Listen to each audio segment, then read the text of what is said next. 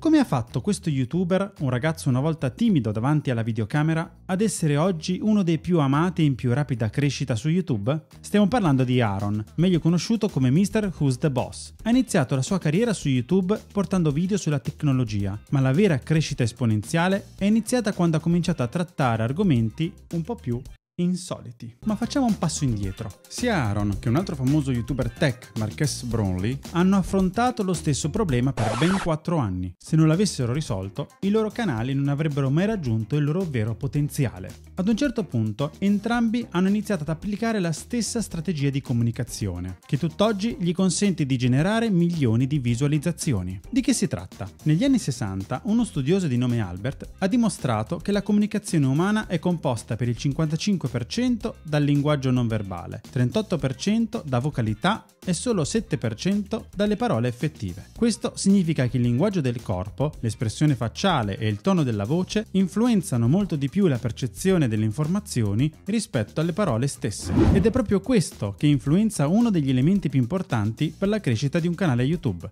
mantenere alta l'attenzione del pubblico. Cosa li ha aiutati a risolverlo? Sia Aaron che Marques stavano comunicando solo con il 7% del loro potenziale, ma hanno imparato a comunicare in modo più efficace usando il linguaggio del corpo. Hanno iniziato a fare gesti mentre parlavano, cosa che gli ha permesso di rendere il messaggio più forte e accattivante per gli spettatori. Inoltre hanno evitato di coprire queste parti del corpo, cosa che invece non mostriamo quando siamo nervosi. Questo permette agli spettatori di concentrarsi ancora meglio sull'argomento del video. Ma c'è di più. È stato condotto un esperimento in cui un gruppo di persone ha guardato una puntata del cartone animato di Willy il Coyote e poi ha dovuto descrivere cosa avevano visto. Ma, cosa interessante, una metà del gruppo lo ha visto con le mani legate dietro la schiena. Per quanto può sembrare strano, il gruppo con le mani legate ha avuto difficoltà a descrivere la puntata in modo accurato. Quindi i gesti con le mani non solo aiutano gli spettatori a comprendere meglio le informazioni, ma aiutano anche a mantenere il ritmo del discorso e a trovare le parole più facilmente. Però Aaron e Marcus non si sono fermati a questo. Hanno imparato a esprimere le parole anche attraverso il tono della voce, persino quando registrano la voce fuori campo. Infatti, a volte basta mettere l'accento su una parola in una frase per cambiare completamente il suo significato. Questo trucco aggiunge enfasi e dà indicazioni agli spettatori su quello che sta per accadere,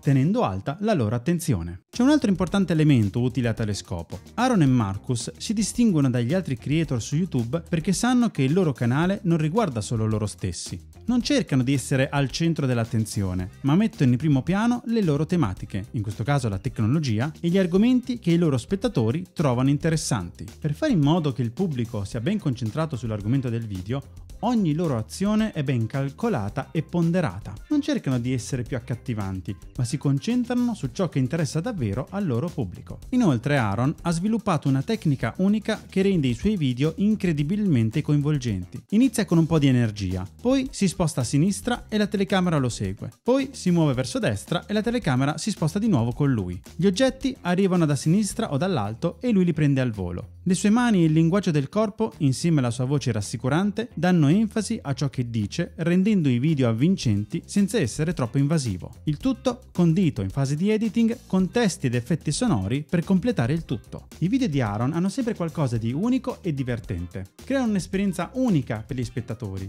che si connettono a lui in modo più profondo che va oltre le semplici parole. In conclusione, Aaron e Marcus sono la prova che per diventare un creator di successo non è necessario essere un grande showman. L'importante è sviluppare alcune abilità che ci permettono di differenziarci dalla concorrenza. Questo richiede tempo ed edizione e una volta padroneggiate, queste abilità avranno un ruolo fondamentale nel successo e nella crescita del tuo canale YouTube. Bene, qui termina questo video, grazie di cuore dell'attenzione. Mi raccomando, lasciami un bel like ed iscriviti al canale attivando la campanella su tutte le notifiche per non perdere i miei prossimi video, come ad esempio questo qui.